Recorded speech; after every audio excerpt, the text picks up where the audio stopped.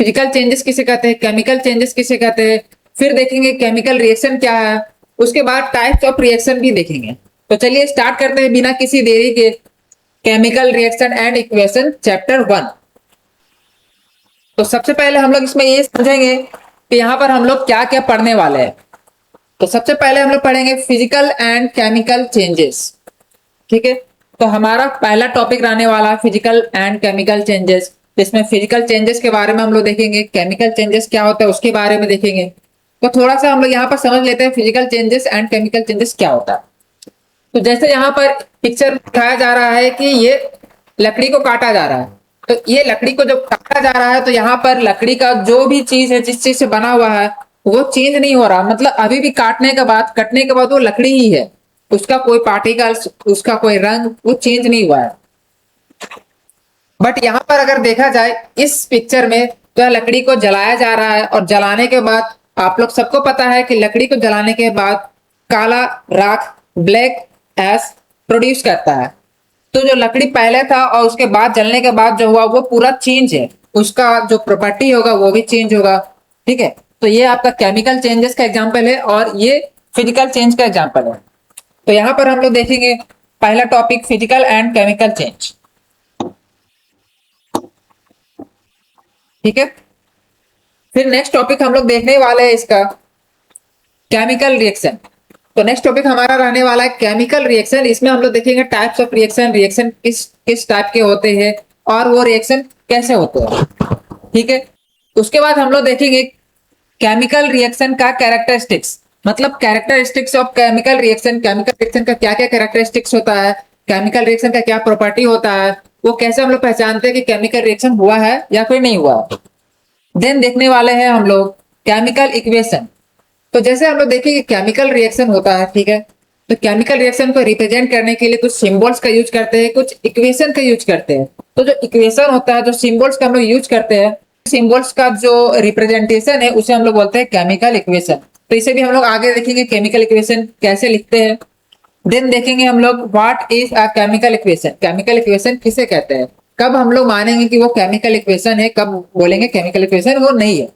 ठीक है, देन देखेंगे राइटिंग अ केमिकल इक्वेशन, यानी केमिकल इक्वेशन को लिखते कैसे है। With the help of symbols and formula chemical equation को लिखा जाता है, और उसे हम लोग आगे अच्छे से देखेंगे कि केमिकल इक्वेशन को लिखते कैसे। देन टॉपिक कवर होगा बैलेंसिंग अ केमिकल इक्वेशन, मतलब केमिकल इक्वेशन को बैलेंस करना, कैसे केमिकल इक्वेशन को बैलेंस करते हैं और बैलेंस क्यों किया जाता है केमिकल इक्वेशन को, ये सारा चीज हम लोग इस वीडियो में देखने वाले हैं। तो चलिए स्टार्ट करते हैं हमारा आगे का टॉपिक। तो यहां से हम लोग देखेंगे सबसे पहला केमिकल रिएक्शन। ठीक है, तो केमिकल रिएक्शन में टाइप्स ऑफ केमिकल रिएक्शन देखने वाले हैं इसके आगे। तो टाइप ऑफ केमिकल रिएक्शन में क्या क्या केमिकल रिएक्शन है, तो सबसे पहला आपका केमिकल रिएक्शन रहने वाला है कॉम्बिनेशन रिएक्शन। तो इसके नाम से पता चल रहा होगा कंबाइन, कॉम्बिनेशन रिएक्शन मतलब कंबाइन। इसका मतलब दो या दो से ज्यादा एटम्स या मॉलिक्यूल्स या कंपाउंड बोल सकते हैं, वो कंबाइन होगा और एक प्रोडक्ट बनाएगा। ठीक है, दो या दो से ज्यादा मॉलिक्यूल्स या एटम्स या फिर कंपाउंड कुछ भी हो सकता है, वो क्या करेगा कंबाइन होगा, एक प्रोडक्ट बनाएगा या फिर एक मॉलिक्यूल्स बनाएगा, जो भी बनाएगा एक ही प्रोडक्ट बनाएगा। तो वैसा रिएक्शन को हम लोग क्या बोलेंगे, कॉम्बिनेशन रिएक्शन, मतलब कंबाइन होकर एक सिंगल प्रोडक्ट बना रहा है, उसे हम लोग कॉम्बिनेशन रिएक्शन बोलेंगे। देन इसके बाद हम लोग देखने वाले हैं डिकम्पोजिशन रिएक्शन। तो डिकम्पोजिशन रिएक्शन में क्या होता है ना कि कॉम्बिनेशन का उल्टा होगा। मीन्स क्या होगा कि यहाँ पर एक सिंगल रिएक्टेंट रहेगा, सिंगल एटम या मॉलिक्यूल्स या कंपाउंड हो सकता है, वो टूटेगा, डिवाइड होगा अलग अलग में, दो या दो से अधिक मॉलिक्यूल्स या कंपाउंड में टूट जाएगा, और वैसा रिएक्शन को हम लोग क्या बोलेंगे, डिकम्पोजिशन रिएक्शन बोलेंगे। तो हम लोग देखेंगे डिकम्पोजिशन रिएक्शन और बहुत सारा एग्जांपल भी देखेंगे, इससे समझेंगे हम लोग। देन हमारा नेक्स्ट टॉपिक रहने वाला है डिस्प्लेसमेंट रिएक्शन। डिस्प्लेसमेंट रिएक्शन भी देखेंगे, और डिस्प्लेसमेंट रिएक्शन में क्या देखेंगे कि कोई जो एक प्रोडक्ट है, एक जो हाईली रिएक्टिव एलिमेंट है, वो लेस रिएक्टिव एलिमेंट को डिस्प्लेस कर देगा। जैसे कोई ताकतवर आदमी है और कोई कमजोर आदमी है, तो ताकतवर आदमी क्या करेगा, उस कमजोर आदमी को डिस्प्लेस कर देगा, उठा देगा। तो इस मेथड से हम लोग यहाँ पर देखेंगे डिस्प्लेसमेंट रिएक्शन किसे कहते हैं। फिर देखेंगे डबल डिस्प्लेसमेंट रिएक्शन। तो यहाँ पर क्या होगा कि डबल डिस्प्लेसमेंट में क्या होगा, एक प्रोडक्ट, यहाँ पर दो रिएक्टेंट रहेगा, मान लीजिए ये दो रिएक्टेंट है। इसको रियल वर्ल्ड से हम लोग रियल वर्ल्ड के एग्जांपल से समझते हैं कि मान लेते हैं कि दो फ्रेंड है और इधर भी दो फ्रेंड साथ में बैठा हुआ है, ठीक है। तो इधर दो फ्रेंड साथ में बैठा हुआ और इस साइड दो फ्रेंड साथ में बैठा हुआ, ये दो अलग अलग फ्रेंड है। तो क्या होगा यहाँ पर, ये मान लेते हैं कि ये स्ट्रॉन्ग फ्रेंड है और ये थोड़ा वीक फ्रेंड है, वीक फ्रेंड। तो यहाँ पर क्या होगा कि स्ट्रॉन्ग फ्रेंड इस वाले वीक फ्रेंड को ये कर देगा, डिस्प्लेस कर देगा, मतलब विस्थापित कर देगा हिंदी में बोले तो ये इसको विस्थापित कर देगा, ठीक है, इसको विस्थापित कर देगा। तो यहाँ पर दोनों डिस्प्लेस होगा, दोनों में डिस्प्लेसमेंट होगा। तो ऐसा डिस्प्लेसमेंट रिएक्शन को हम लोग क्या बोलेंगे, डबल डिस्प्लेसमेंट रिएक्शन, ठीक है। तो ये आगे हम लोग देखेंगे डबल डिस्प्लेसमेंट रिएक्शन और अच्छे से क्या होता है। देन आएगा प्रेसिपिटेशन रिएक्शन। तो ऐसा कुछ रिएक्शन होता है जिसमें क्या होता है, रिएक्शन होने के बाद, प्रोडक्ट बनने के बाद कुछ ऐसा कंपाउंड या मैटर इकट्ठा हो जाता है, जमा हो जाता है, जो कि अनवांटेड होता है, जो कि वाटर में सोल्यूबल नहीं होता है। वाटर में सोल्यूबल नहीं होना मतलब कि वाटर में घुलता नहीं है, तो वैसा कुछ कंपाउंड बनाता है। तो वैसा कंपाउंड को हम लोग बोलते हैं प्रेसिपिटेट। क्या बोलते हैं, प्रेसिपिटेट। और उस टाइप का रिएक्शन को बोलते हैं प्रेसिपिटेशन रिएक्शन। इसमें कुछ प्रेसिपिटेट बनता है, शॉर्ट फॉर्म में बोले तो पीपीटी। क्या बोलेंगे, पीपीटी, ठीक है, पीपीटी फॉर्म होता है। तो वैसा रिएक्शन को हम लोग बोलेंगे प्रेसिपिटेशन रिएक्शन। इसे भी हम लोग आगे देखेंगे अच्छे से। देन नेक्स्ट टॉपिक रहने वाला हमारा न्यूट्रलाइजेशन रिएक्शन। तो न्यूट्रल वर्ड से समझ में आ रहा है कि ये किसी भी एक प्रॉपर्टी को न्यूट्रल कर देगा। जैसे हम लोग देख चुके होंगे आप लोग भी कि एसिड और बेस रिएक्ट करके क्या बनाता है, सॉल्ट बनाता है। Acid plus base equal to salt, ठीक है। एसिड बेस रिएक्ट करता है तो सॉल्ट बनाता है। और ये सॉल्ट जो है इसमें ना तो एसिड का प्रॉपर्टी होगा ना ही बेस का प्रॉपर्टी होगा। तो ऐसा रिएक्शन जिसमें केमिकल का जो भी प्रॉपर्टी है उसको न्यूट्रल कर देता है, तो वैसा रिएक्शन को हम लोग क्या बोलेंगे, न्यूट्रलाइजेशन रिएक्शन बोलेगा। क्या बोलेंगे, न्यूट्रलाइजेशन रिएक्शन, ठीक है। देन नेक्स्ट हमारा केमिकल रिएक्शन रहने वाला है ऑक्सीडेशन रिडक्शन रिएक्शन। तो यहाँ हम लोग समझते हैं थोड़ा सा ऑक्सीडेशन रिडक्शन रिएक्शन क्या होता है। तो ऑक्सीडेशन रिएक्शन वो रिएक्शन होता है जिसमें क्या होता है कि इलेक्ट्रॉन लॉस होता है। इलेक्ट्रॉन लॉस मतलब इलेक्ट्रॉन खो देता है, वो इलेक्ट्रॉन छोड़ देता है। कुछ जैसे कि एटम है, मान लीजिए कि हाइड्रोजन का एटम है या फिर ऑक्सीजन का एटम है या कार्बन डाइऑक्साइड का कुछ मॉलिक्यूल्स है। तो इसमें इलेक्ट्रॉन से बहुत सारा इलेक्ट्रॉन होगा। तो इलेक्ट्रॉन अगर ये खो देता है या लूज कर देता है, छोड़ देता है, तो वैसा रिएक्शन को क्या बोलेंगे हम लोग, ऑक्सीडेशन, ठीक है। ऑक्सीडेशन रिएक्शन में क्या होगा, इलेक्ट्रॉन का लूज होगा। एंड रिडक्शन में क्या होगा, तो रिडक्शन में आपका होने वाला है इलेक्ट्रॉन का गेन, ठीक है। यहां पर ये क्या करेगा, इलेक्ट्रॉन गेन करेगा, इलेक्ट्रॉन अपने पास में लेगा, ठीक है, लेगा। तो वैसा रिएक्शन को बोलेंगे रिडक्शन रिएक्शन। और अगर कुछ ऐसा केमिकल रिएक्शन हो रहा है जिसमें ऑक्सीडेशन भी हो रहा है, रिडक्शन भी हो रहा है, तो वैसा केमिकल रिएक्शन को बोलेंगे हम लोग रेडॉक्स रिएक्शन, रेडॉक्स रिएक्शन, ठीक है। देन हमारा लास्ट केमिकल रिएक्शन जो है वो कोरोजन एंड रैंसिडिटी है। तो ये भी कुछ केमिकल रिएक्शन के कारण ही होता है। कोरोजन, कोरोजन का मतलब होता है हिंदी में बोले तो जंग लगना। और रैंसिडिटी मतलब क्या होता है, तो रैंसिडिटी हिंदी में हम लोग बोल सकते हैं, हिंदी भाषा में, कि बासी हो जाना। ऐसे खाना बासी हो जाता है, वो स्मेल करने लगता है, पंजेंट स्मेल करने लगता है, तो खराब स्मेल करने लगता है, तो उसे बोलते हैं हम लोग रैंसिडिटी। कोरोजन के बारे में भी, कि कोरोजन मतलब जंग लगना। जैसे अगर कोई आयरन है या फिर आयरन का कोई बना हुआ चीज है या फिर और भी कोई मेटल का बना हुआ चीज है, उसे हम लोग खुले जगह पर रख देते हैं। कुछ समय बाद उसमें क्या होता है, जंग लगना स्टार्ट हो जाता है। वो आयरन का जो प्रॉपर्टी है, जो क्वालिटी है, वो खराब होना, डिक्रीज होना स्टार्ट हो जाता है। उसका जो नेचर है वो खराब हो जाता है। तो वैसा रिएक्शन जिसमें ये होता है उसको हम लोग कोरोजन बोलते हैं। और फिर रैंसिडिटी जिसमें फूड अगर बहुत दिन से रखा हुआ है वो खराब हो जाता है, वो बैड स्मेल करने लगता है, तो उसे बोलेंगे रैंसिडिटी, यानी बासी हो जाना। तो चलिए अब हम लोग स्टार्ट करते हैं हमारा आगे का टॉपिक। तो यहाँ पर हम लोग पहले समझेंगे कि क्या फिजिकल चेंज है और फिर क्या केमिकल चेंज है।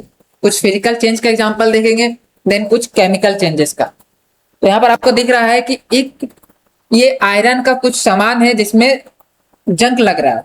तो ये जंग लग रहा है, तो ये कैसा चेंज है, तो यहाँ पर ये आप समझिए पहला कि आयरन का जो सबसे स्टार्टिंग में जो शाइनिंग कर रहा होगा, जब नया नया लिए होंगे, ये पूरा शाइन कर रहा होगा, चमक रहा होगा, न्यू क्वालिटी में होगा, ठीक है। अब लेकिन क्या हुआ है, इसमें कुछ केमिकल रिएक्शन हुआ है जिसके कारण यहाँ पर पूरा जंक लग गया, ये ब्राउन ब्राउन सा लेयर इसमें चिपक गया। तो ये जो ब्राउन ब्राउन लेयर चिपक गया वो रिएक्शन के कारण चिपका है। बट यहाँ पर क्या हुआ, क्या चेंजेस हुआ, फिजिकल चेंज हुआ या केमिकल चेंज हुआ? तो यहाँ पर हम लोग बात करते हैं तो यहाँ पर केमिकल चेंज हुआ। क्यों केमिकल चेंज हुआ, क्यों बोल रहे?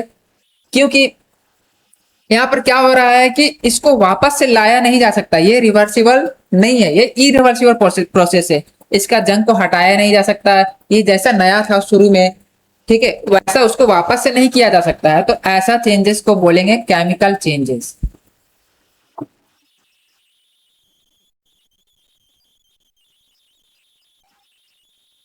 ठीक है, तो ये जो केमिकल चेंज का एग्जांपल है। नेक्स्ट में हम आपको दिख रहा है कि से कर्ड बनता है। तो आपको सबको पता होगा कि मिल्क से कर्ड बनता है, आप लोग घर में भी बनते हुए देखे होंगे या फिर खुद से बनाए भी होंगे। यहाँ पर क्या हो रहा है, तो मिल्क है उससे कर्ड बन रहा है, तो ये कैसा चेंज का एग्जांपल है? क्या ये फिजिकल चेंज है या फिर केमिकल चेंज है? तो सबसे पहले ये देखिए, सबसे पहला ये कि क्या मिल्क से कर्ड बन रहा है, तो कर्ड से वापस से मिल्क आप बना सकते हैं? क्या ये पॉसिबल है कि कर्ड से दोबारा से मिल्क बना सकते हैं? तो नहीं, ये पॉसिबल नहीं है। कर्ड से यानी दही से दोबारा से दूध नहीं बनता है, तो ये रिवर्सिबल प्रोसेस नहीं है, इरिवर्सिबल प्रोसेस है। तो ऐसा चेंजेस जिसमें हम लोग बोल सकते हैं कि वो रिवर्स नहीं हो सकता है, तो उस चेंज को बोलेंगे हम लोग केमिकल चेंज। तो ये कैसा change? Chemical change, chemical change. यहाँ पर एक और चीज दे सकते हैं कि दूध का क्वालिटी और कर्ड का, दही का क्वालिटी चेंज होगा, इसका नेचर कुछ और होगा, इसका भी नेचर, ये कुछ और काम करेगा, ये कुछ और काम करेगा, ठीक है। तो ये एग्जांपल है आपका केमिकल चेंज का। आगे और कुछ एग्जांपल से समझते हैं हम लोग। जैसे यहाँ पर आपको दिख रहा है कि एक पेपर को फोल्ड किया जा रहा है, तो पेपर को फोल्ड करने के कारण क्या हो रहा है कि पेपर का जो साइज है पहले इतना बड़ा था, फोल्ड करने के बाद इतना छोटा हो गया, ठीक है।